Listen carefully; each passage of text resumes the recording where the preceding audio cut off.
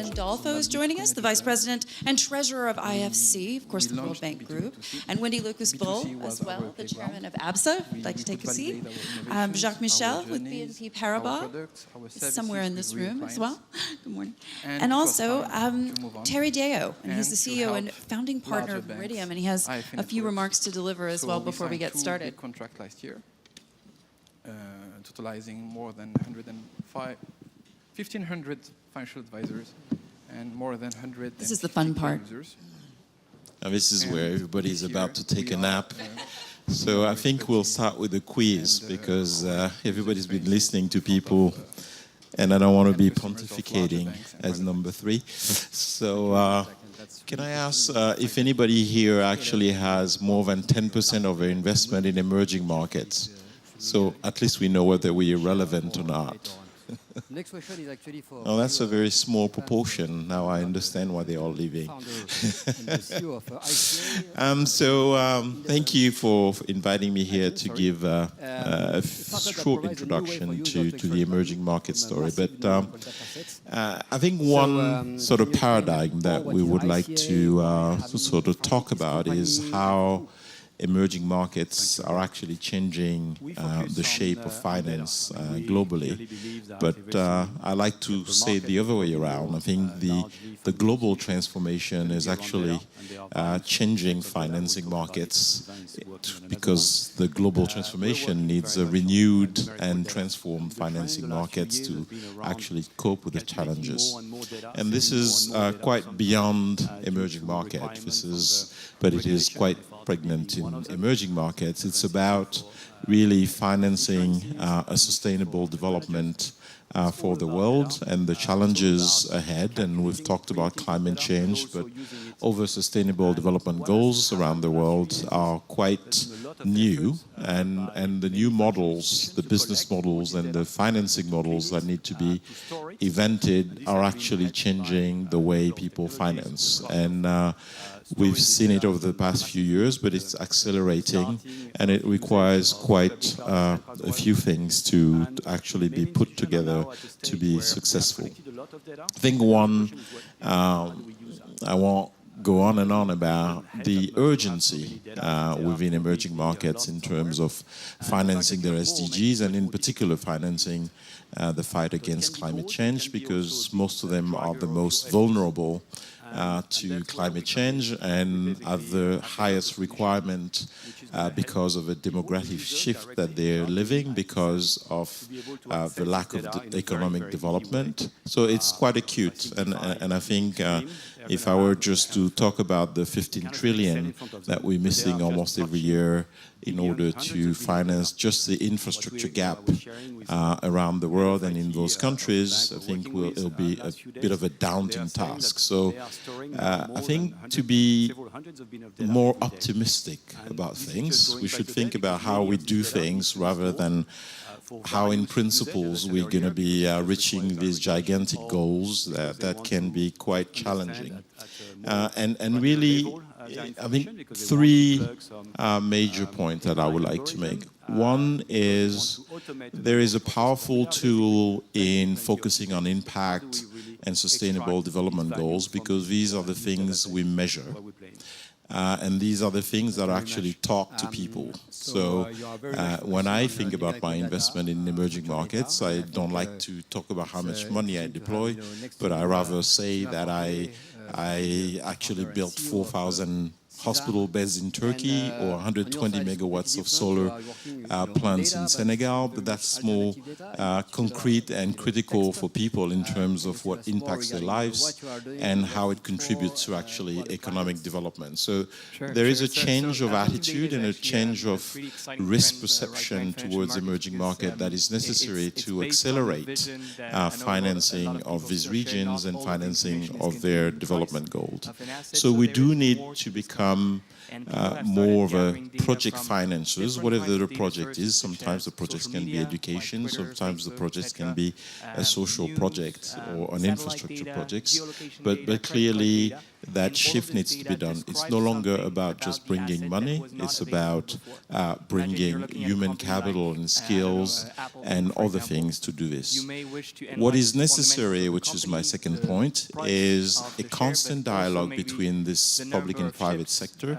And in the public sector, I also include the multilateral development banks, the development finance institutions that have a critical role today in acting this transformation of the financing world. So we've been all working in the emerging markets and talking about blended finance. Blended finance has actually been successful in many places. So the collaboration between MDBs and private sector, whether you're talking about the MCPP program of IFC, where they bring insurance companies to co-lend with them, whether we're talking about one of our Turkish projects where we've actually managed to enhance a green and social bond with the help of the DFI, EBRD and MIGA. These are successes that are replicable and tools that can be used across the emerging markets. So clearly there is that dialogue that needs to continue on, and there is a need to focus on doing and replicating what's been working. The last thing I'll mention is the key challenge that we all face in emerging market, and that is a challenge of accessibility of a pool of talent and capacity, and a lack of capacity in most of these markets. And that is true on both public and private sectors, so it's a joint responsibility that we have in terms of building that capacity, building, a capacity within governments to be able to actually strategize, lead, and focus on the goals that they want to achieve. And that's where the UN SDGs is a great framework to focus, but also the capacity of the private sector in terms of collaborating with government to focus on those goals. Thank you. Back then was willing to start a project, he or she. Jacques, I want to bring you in on this as well, because obviously with a focus so much on the GCC, we've been talking quite a bit about Africa today, also talking about Saudi Arabia. One of the things that you mentioned is accessibility to talent and the lack of capacity, but also they need to have the ability to execute. And I think that's something that in the GCC they continue to struggle with across the board. Yes, indeed. So part of the diversification program of the GCC countries definitely is sustainable finance is an important component. And Saudi Arabia and the UAE have indeed very ambitious plans in terms of renewable energy, solar plant capacities and so forth. But I will come back on the capital market, the role played by capital market in the GCC countries during the last years. And I would like to come back on this new paradigm, new normal, which started in 15, 16 after the sharp drop of oil prices, late 14. It was a shock for the Gulf countries, and they had to reinvent their business models. You realize that the oil prices will never come back to above $100 per barrel. So they started, and Ali Reza mentioned large programs, master plans such as Vision 2030 in Saudi Arabia, 2030 in other Kuwait, or 25 or 35, whatever. All the GCC countries put in place a master plan with a 3 key pillars: fiscal reforms, diversification from crude oil and to be more downstream integrated, the oil to chemicals, and third component, away from oil and gas and new sectors to be developed in these countries. First pillar, fiscal reforms and social reforms. What was very new in 15-16? The sovereign came to the debt market, to the DCM market in a very massive way. From 2010 to 2015, the cumulative amount of sovereign initiative was around $30 billion only for the Gulf countries, from 16 to year-to-date, mid-19, $158 billion. So definitely investors acknowledge positively this transformation of the Gulf countries' economies, realize that well-rated countries with good return, and all these sovereign initiatives have been a great success with book orders representing 4 or 5 times the amount planned initially.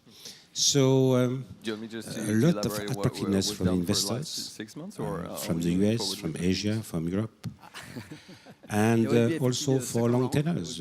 All the sovereign came with different tranches up to 30 years, and the longest tranches also were welcomed by the market. So definitely is a new paradigm, and now the objective is to diversify. So far, these massive bond issuances have been dollar-denominated, but we had Sukuk.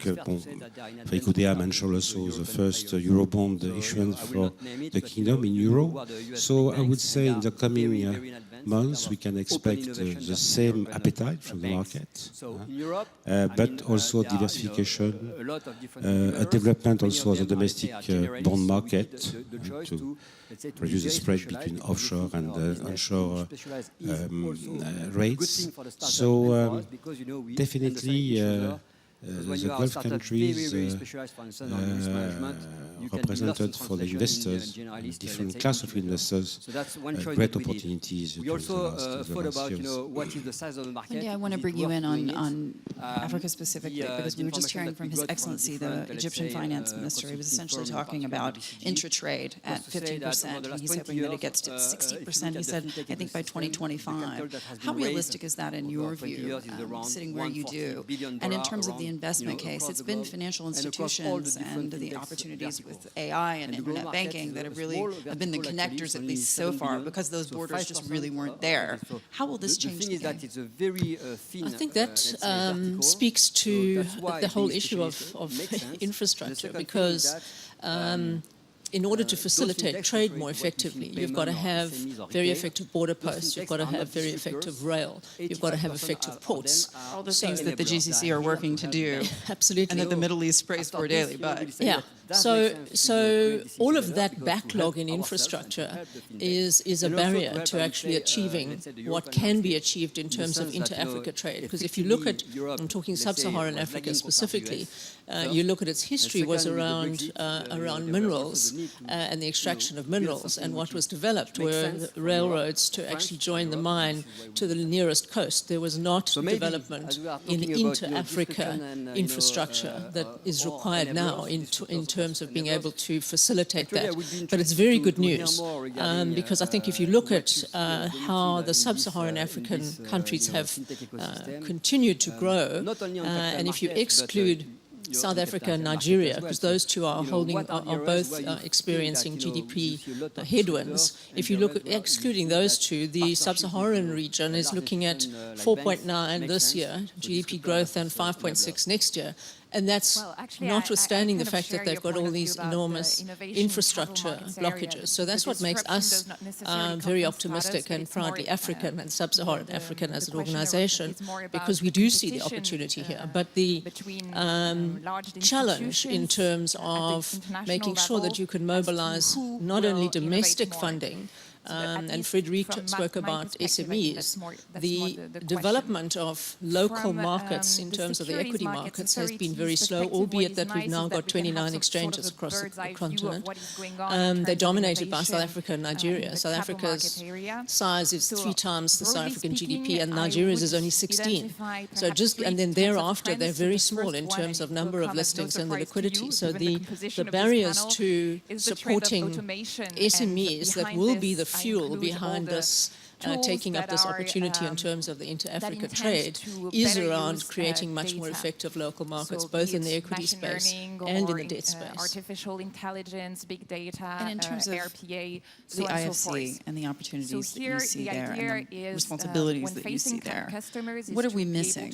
What is going to be the role of the IFC in all of this? By using Thank you. the customer we all know data, that but also capital internally in the markets play a institutions, the fundamental idea is also to automate in, to the extent helping possible businesses the and processes that are today provide human long-term resources financing intensive, for so as to be able to critical focus the productive human resource enterprises or on, added roads value and infrastructure processes. and so forth. So this is true, for instance, At a IFC, topic that has been capital largely market discussed, development over the is past few a months, is, critical for and instance, strategic around priority. the, onboarding It's of something that clients. we So this is are a process that is focused on in very terms of time-consuming leveraging our and on ability to which, work there's with a lot of innovation both that the attempts private to sector and the reduce public this, sector this time. in order to So create that's the the right first trend. environment Second for one is what capital I would markets call to the develop. rise of platform-based models.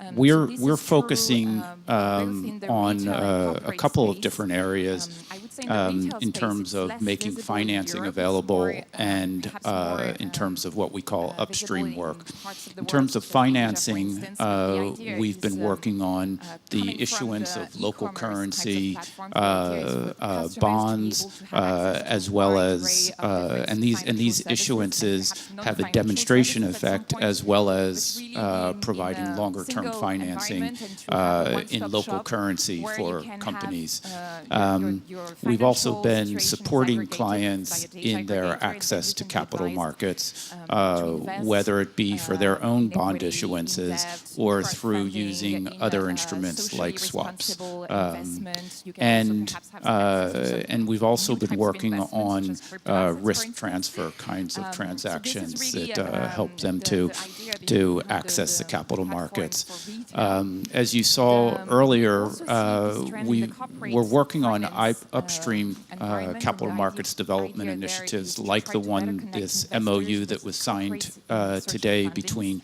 IFC, Paris With the Euroclass, view- and well, Dauphine, it's, based on the fact that some, which is designed to SMEs today have, help to educate difficulty to access mid-level both on the banking government side and not officials, central necessarily have banks access to capital markets. So we see officials, some Ministry of sort of Finance, platforms that regulators, are and so emerging forth, to try to better connect in investors terms of into the those benefits types of capital market of development, structures. So this and is to make interesting them because it's, to some also extent, a change in the engines financial of change in intermediation. their And the particular third trend, very countries. quickly, is what Talking about that we right call the environment, I mean, sometimes tokenization it can trend. go Behind this, it's somewhat really the idea catastrophically of wrong when having, you take a step back and look at network-based the technologies, ginormous so failure blockchain of included, a but company probably like Abraj, a the private future equity group, blockchain will not be and the same as the their Bitcoin failure in blockchain. so many ways, not Here just to the idea investors, is but really perhaps to the to funds themselves, improve the the healthcare fund, efficiency of of course, that market the IFC was infrastructures, involved with and Bill but Gates also to be Foundation able was to involved with. trade in a mere financial It's all about way, finding the right partners, different isn't it? types And of how do you services, back different check types of that products to be that are sure not that those kinds of financial in investments essence. are really going So to this be is, I would say, put to perhaps work a more in the way that radical you want them trend, to be? but probably it will take more time Yes, to unfold. partners are extremely important. Thank you, Dimitri. Thank you very much. IFC undertakes extremely detailed due diligence before going into investments, and that's I think key to finding the right people to work with in order to be successful. And I would say that a challenge going forward is that increasingly IFC and the World Bank Group are going to be focused on the poorest countries.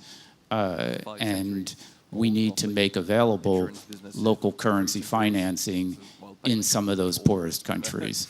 And doing that is going to take a lot of creativity, innovation amongst all of us in order to create the right environment for that to happen. And we are going to have to be careful about the partners and so forth in doing that. At some point after the year 2000, From your point of view, moved Wendy, forward, and I when would you say that take a for step the back last there and talk about those 4 kinds or of 5 years, partnerships, things really accelerated. what are the criteria that you look for? After a financial crisis? Yeah, I One thing you think, mentioned I mean, because of our footprint, because we're in 10 Anglophone countries essentially, and that's why we're so pleased to be partnering with SocGen, because they're in the Francophone side, so it makes a good partnership. But in terms of partnerships, I mean, the critical issue is on the ground local knowledge. not only of a particular project, but also of the socio-political dynamics around it.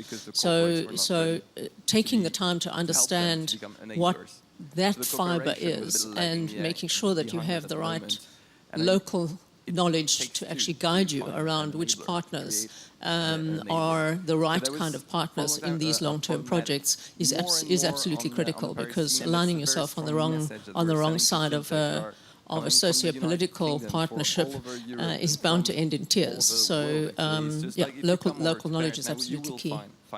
But in the work in terms of these financial markets, the partnerships between financial institutions on the ground and the DFIs has been critical in developing the debt markets and the financial markets as we see them today.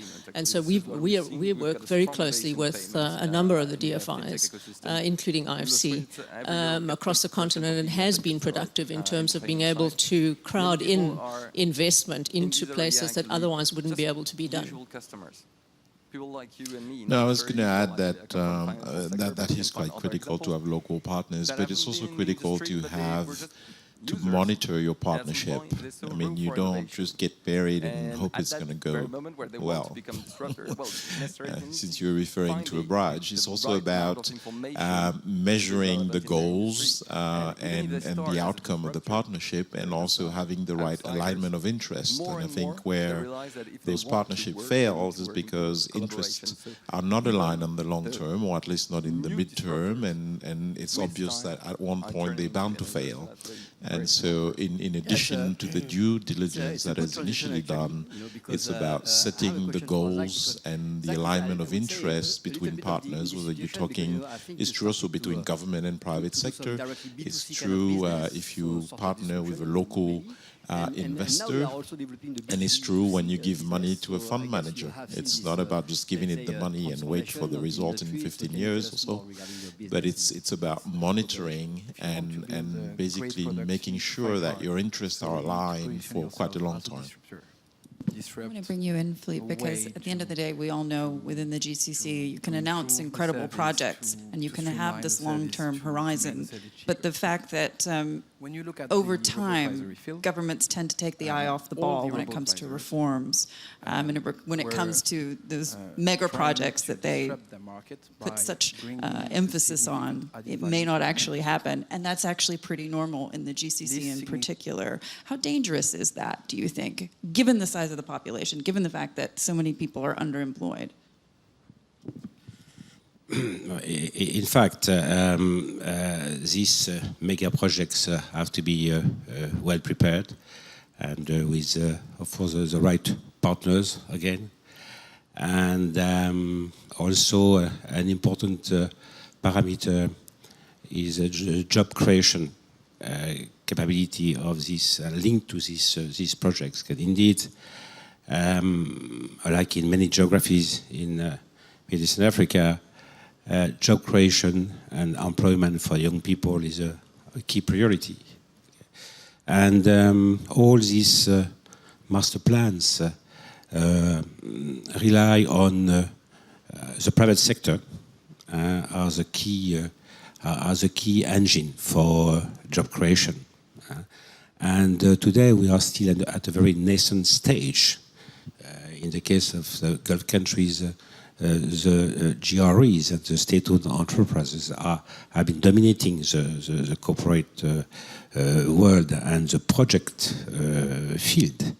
But the challenge for the coming years and decades will be to, notably for these large projects, to create a very conducive environment to make the private sector vibrant, and can be also through privatization and so forth.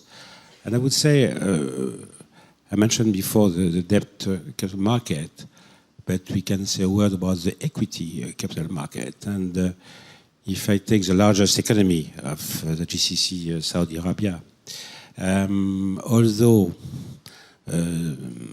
the number of IPOs have been quite minimal in terms of money raised, I think it's quite noticeable that Saudi Arabia, which has the second largest market cap after South Africa in Middle East and Africa, about $500 billion, has been preparing an ecosystem which is very favorable to foreign investors and to the QFI in the first instance. As you know, the trade exchange of Saudi Arabia will be put on the MSCI index, emerging markets, which is a very positive development and anticipate capital inflows. So I would say to bring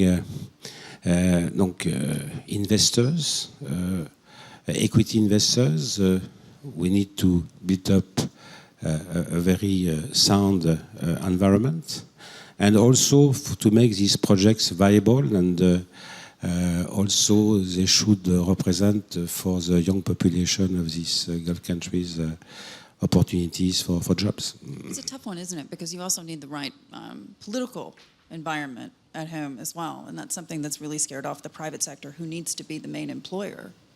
Yes, but so far, so far it's not the case. But if you take the case of Saudi Arabia, 75% of the employments in the private sector have been occupied by expatriates and 25% by local. And the challenge precisely along the years is to reverse this ratio and to create jobs for local people. Are you optimistic, though, that it's going to work out for them?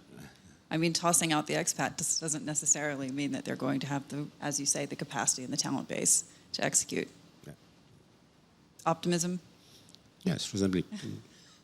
Wendy, I know you wanted to say something before we wrap up on the climate change front, because that's something, obviously, that we were hearing about from Mr. Odeo as well. Yes, and I think what Augustine referred to was the impact, particularly on sub-Saharan Africa, is double the impact. So where all these climate change pacts are being signed to try and manage the average temperature +2, it means +4 or 5 to sub-Saharan Africa. So it has a huge impact on agriculture and living in those regions. And we've already seen the impact on Mozambique with the 2 cyclones hitting, and the projections are that they're going to be more and more severe, hitting that coastline.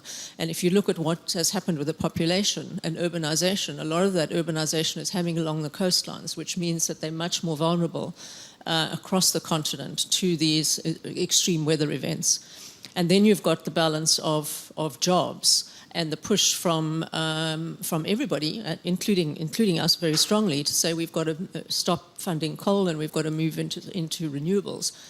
But the governments, when you engage with the governments, there's limited facts and limited data. So one of the things we're doing right now is investing in the creation of solid data around what is the impact of 1 degree, 2 degrees, 3 degrees to different aspects of agriculture. So you can have an informed discussion with the government saying, yes, you may be losing jobs from coal mining over here, but if you don't do that, then you're actually going to lose this amount of jobs on a fact base in terms of other spaces, so that you can have a much more rationed discussion and then plan a pathway of how you move from one to the other. Because Frédéric also indicated that we've got to bear in mind that these countries are battling to create jobs, create revenue, because the minerals are revenue to these countries. So it's a very nuanced thing that we have to navigate.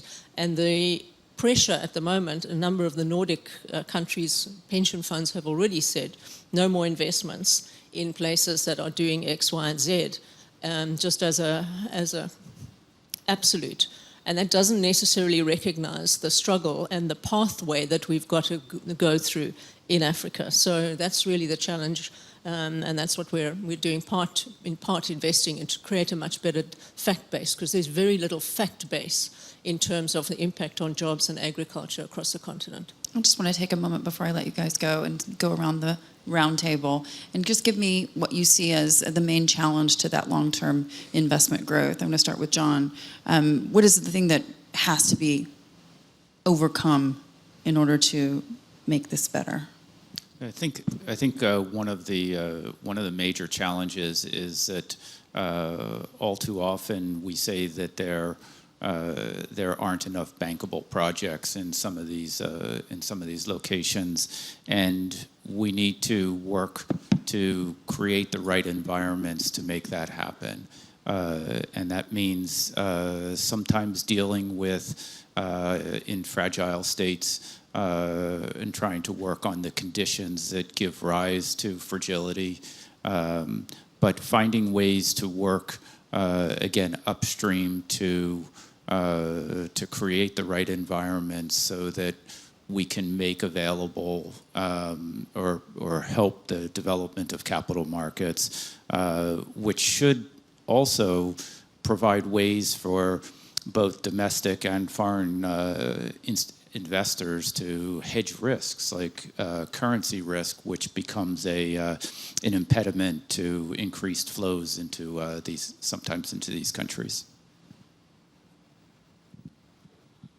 I think governance also, governance ethic,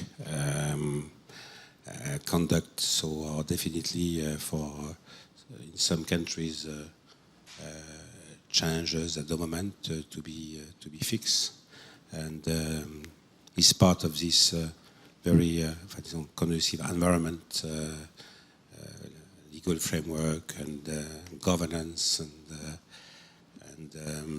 yes, also the legal environments are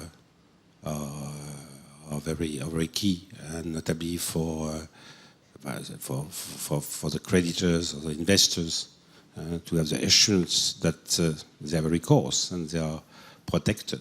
So is among many challenges, I would say, governance and legal framework.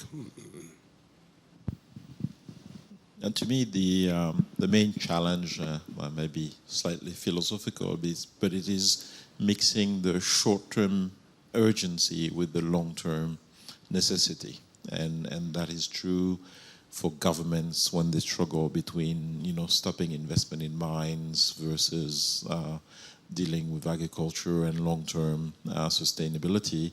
But it also comes back to this capacity, which also is valid for investors, because the newly converted tend to become apostles. So when investors say, well, I'm no longer investing in this, somehow, somewhere, there is a needed transition. It's not going to happen overnight.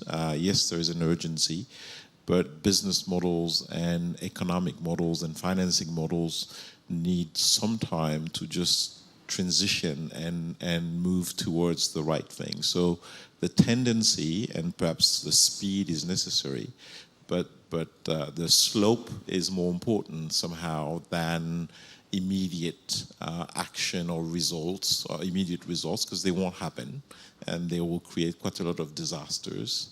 And so we also have to educate both governments, investors, and other parties that are taking part of this in terms of managing that short-term, long-term sort of gap that we have to live with. I mean, you really took the ethics and governance away, but I think we've seen the damage in South Africa even, which is a developed, relatively much more developed, and it actually robs the development outcomes of a country. But I think in terms of being able to bring in more investment into a country, the availability of proper macro data and data on projects is critical, and then the infrastructure in terms of how markets work, the rules. So that everybody knows when things do go pear-shaped, what is your recourse, and that the recourse works. So standardization of rules, and then regional integration, because in order to create the amount of crowd in the volume of projects and crowd in the investors from across the continent, there needs to be regional integration. And we heard this morning that Europe is struggling with the integration of markets across Europe. So, I mean, it's an even bigger challenge across our continent. But the signing of the free trade agreement is a step in the right direction. So I think we're hoping for much more collaboration in terms of rules, in terms of markets collaborating, and in terms of proper trading and settlement that is done together. Panelists, we have to leave it there because we've run over. Supporting long-term investment in emerging markets. Gentlemen, ladies, thank you so much.